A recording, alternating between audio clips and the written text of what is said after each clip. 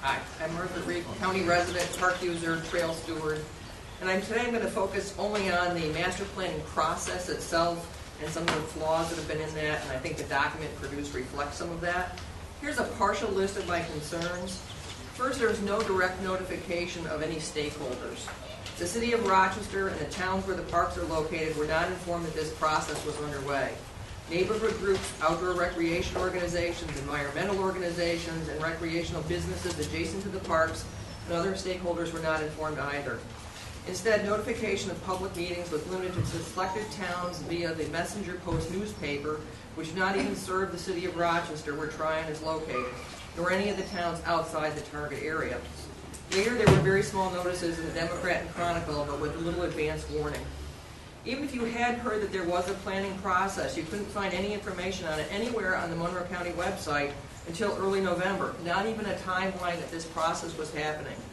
After by then, a lot of the basic plan had already been formulated. Brock, on the other hand, seems to have had ample inside access via weekly lunch meetings with their advocacy chair and the county's hired consultant and certain legislators.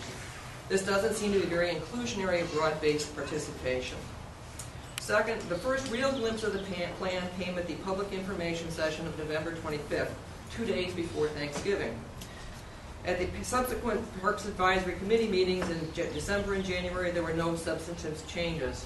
When asked at the January Parks Advisory Committee meeting what the process was to be going forward, Mr. Self said that there were to be any major changes in the plan as already discussed, that there would be an additional public information session.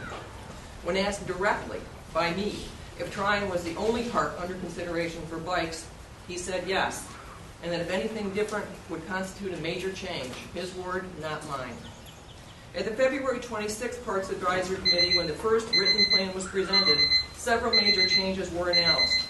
1, Bay Park West would be open for mountain bikes on new shared-use trails.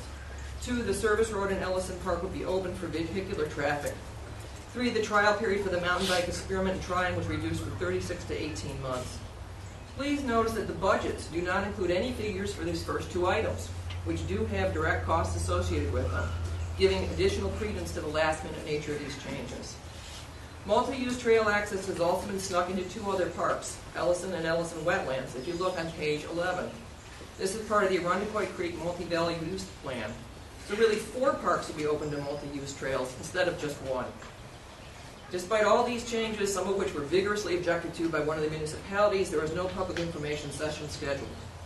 In fact, the vote by the Parks Advisory Committee was taken only a mere 14 working days after the plan was made available to the public. Speaking of the Parks Advisory Committee, there are procedural problems there too. Nowhere can you find information on the charter for the group, how one is selected for membership, or even who is a member.